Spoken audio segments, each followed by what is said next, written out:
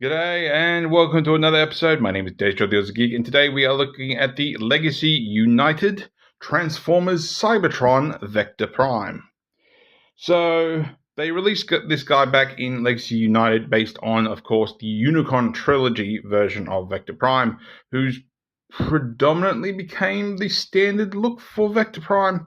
I originally wasn't going to get it because I wasn't going to collect Cybertron figures. But then, of course, Age of the Prime came around, and we have Primer, we have Mectronus, we have Solus, we have all these lovely figures.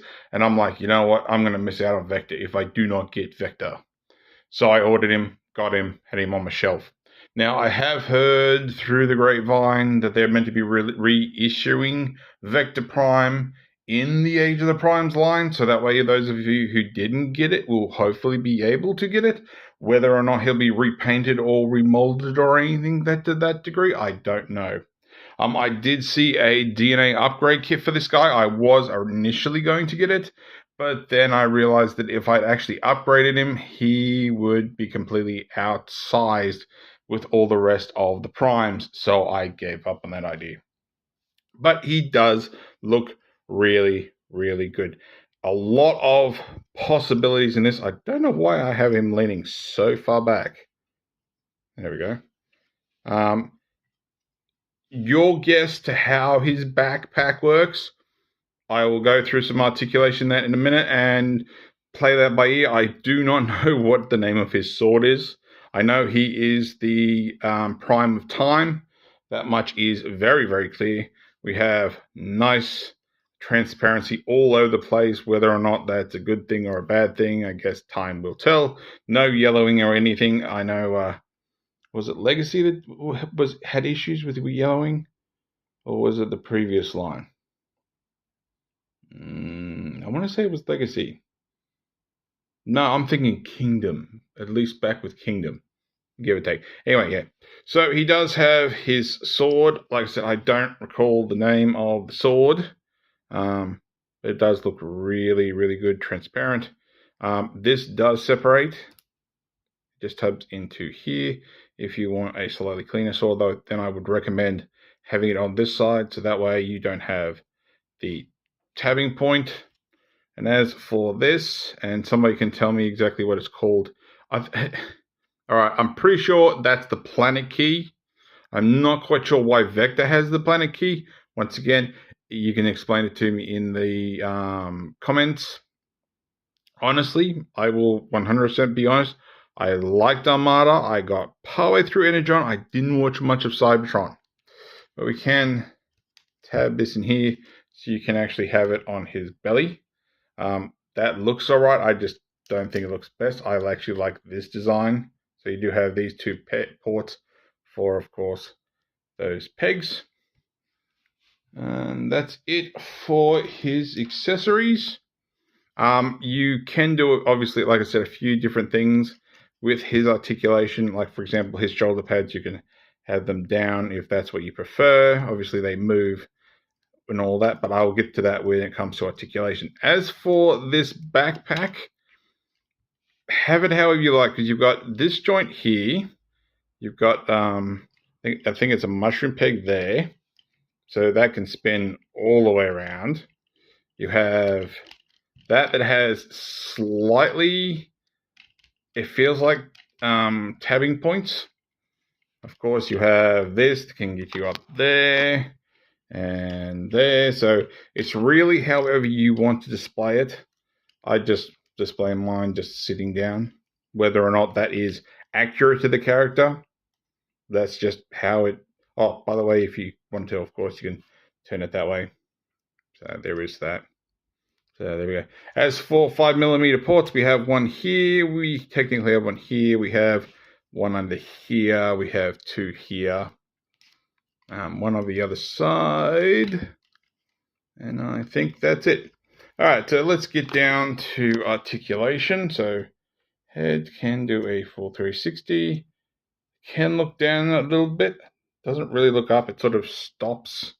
No side. There's kind of a side to side. It depends on how you lean his head down. Arms can do a full 360, although you probably will hit the backpack, so you'll have to angle things accordingly without snapping the shoulder off, preferably. Can go out that far. You have upper bicep rotation. You have elbow bend. That gets you... I thought I could get further than that far. You have wrist rotation. You have typewriter fingers. My right one, right one is tighter than my left one, thankfully. Also, if you want to use that, you can use that for an in and out. But yeah, one pin, typewriter fingers, thumb don't go nowhere. Waist rotation. No ab crunch. Side skirts move with your legs, so legs forward that far. Don't really get anywhere back. Legs go out that far. We have upper hip rotation. I'm just trying to figure out how you would explain it. It's in here, more feels like. Single jointed knee that gets you way up. Ankle tilt that's quite far, honestly. All one piece, so toe goes up that far, toe goes down that far. You do hit onto the back thruster, so that will stop your foot going too far back. Right, so let's get him transformed. It's intricate while being simple. I don't know a better way to explain that. Anyway, so we open up our forearms, slide those in, tab that in. Like I said, this finger's a bit tighter on mine. Close that up. If I would have used this, I suppose that could be a port for something.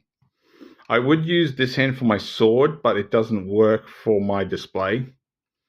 Alright, so bring these down. You're going to untab, and I'm trying to figure out which way this goes, because this goes weird ways. I think it's, this. So this will untab. It's quite a big tab. Fold those back. Bring this back for now. You're going to pull back on here, which will release the head, hopefully, or at least the back. Where are you? I know there's a tabbing somewhere. There it is. So it's sort of, both of these are on the same hinge, and it's weird. So we can then, we want to fold this around this way. We want to rotate this. We want to fold our head down, fold that back in. So that just tabs back in. So tabs here, go into ports here. So that's all good. We'll leave that for now. I'm going to come around the other side. You're going to bring these in. I'm just thinking I have to twist that torso around, don't I? Twist the torso around, bring these in, just keep that up. These in. There is a tabbing point in the legs, so they're not quite ready to be finished yet, so just pull them up a little bit. Actually, we'll get this nose dealt with. So all we want to do is push that back. If it doesn't tab in, you want to push on top of the backpack down. Then it'll tab in. Of course, you can have that at the front if you want. But that's neither here nor there at this point. I don't think I actually did need to. No, I didn't need to spin the torso. So that can go back if we can get it back around. All right, so we want to get your thumb under here, flip this out. It has a weird sort of double hinge in here. We want to flip the foot up. We want to bring this all the way as far forward as it'll go. Whoops, would be helpful. Keep it split. It's just easier that way. So bring all this up. So you have this. This tab on the thruster is going to go into his foot, like so. Then you're going to bring this back, like so, and around. I do need to spin the leg. I thought I had to spin the torso around. Thought so. Don't go the other way, you'll probably end up snapping it. So keep the leg spread, flip down the thruster, find that weird joint, flip all up, fold the foot in, up as far as it'll go, tab it into there, bring this around like so. Then you're going to tab these together so you have these two and this one, so they can tab nicely together. I don't think there's any other tabbing points. All right, now you're going to bring the arms up, and they are going to take this tab into this port. So, I thought I forgot a step. You have to drop the shoulders. Is this sort of weird shoulder mechanism. So, might as well do that now. If anything, it probably saves you getting things in the way. So, just be careful how you don't want to put too much force on it. Let me just tab that all in there. Just press it down, not too hard, just enough to compress things. Squeeze our tail together if we haven't already. Now this is going to drop down, and there should be a peg, but I don't really think there is. So we do want to actually make sure these sails are on the outside. Oh, that's what it is. The only worst thing about the way I do things is half the time I forget a step. So you have these pegs here that are actually going to go underneath the knees.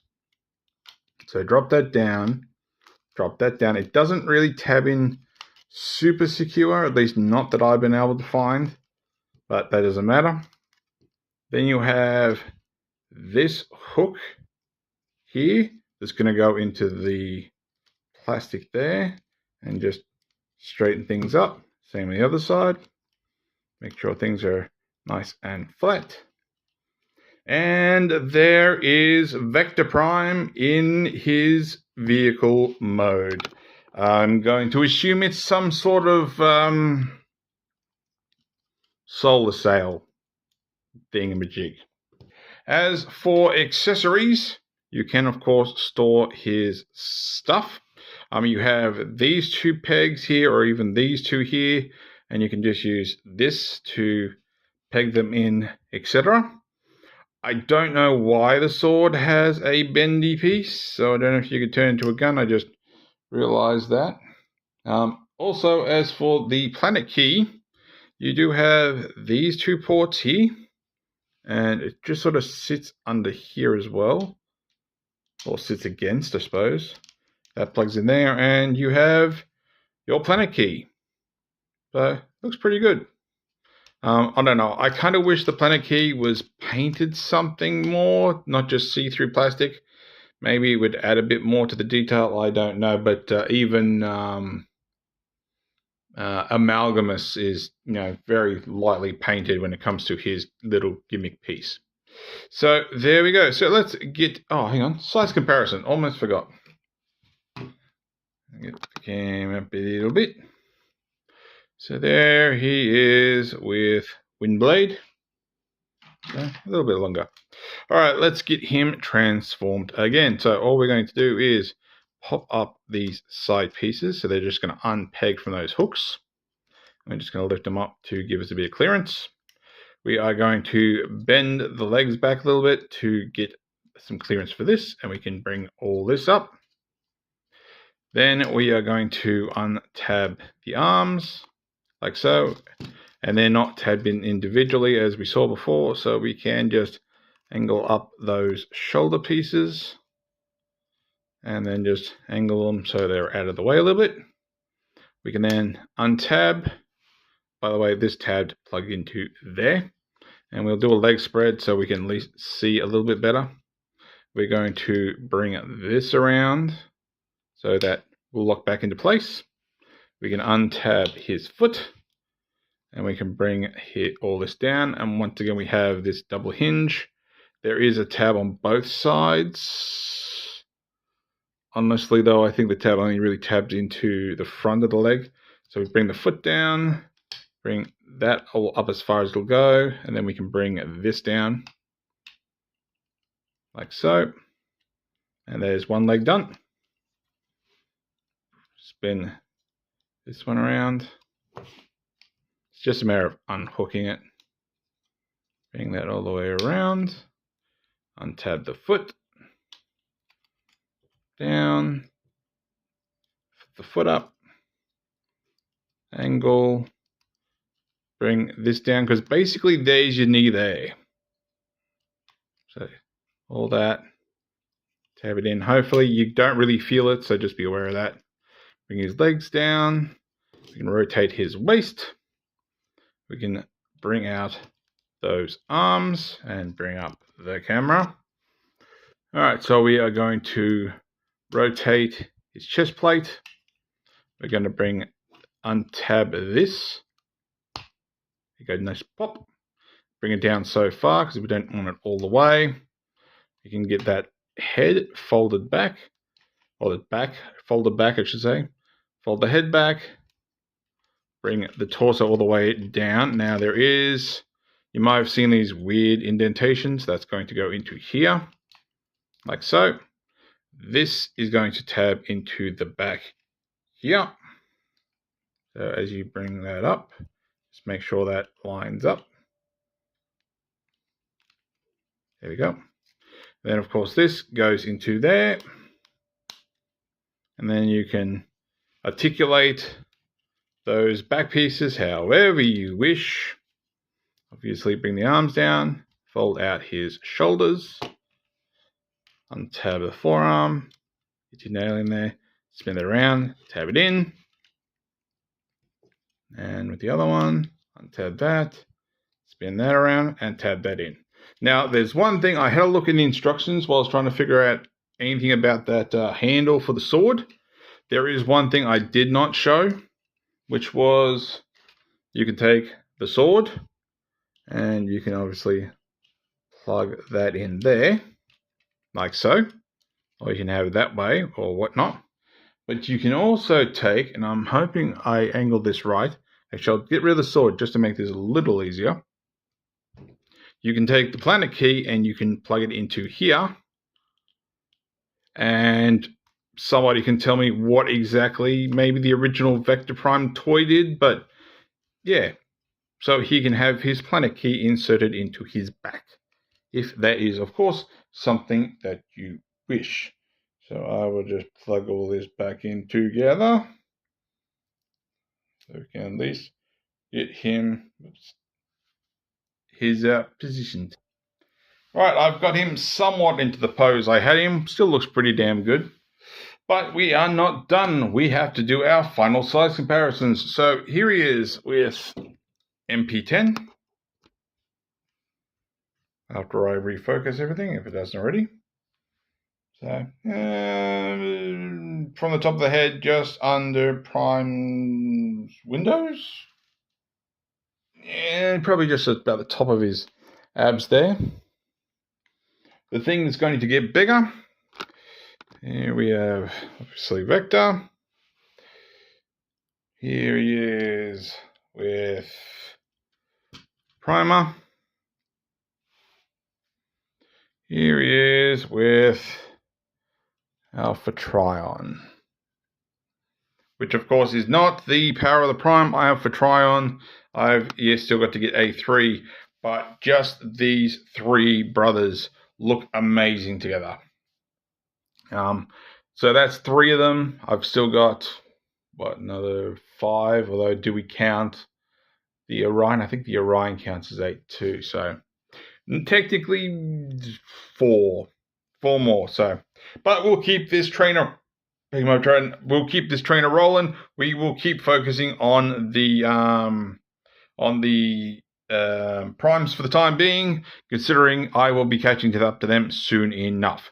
So if you like this video, give me a thumbs up. If you didn't like this video, give me a thumbs down. I promise you it will not hurt my feelings. Subscribe, ring that bell, leave me a comment. And apart from that, thanks for watching. I'll catch you later.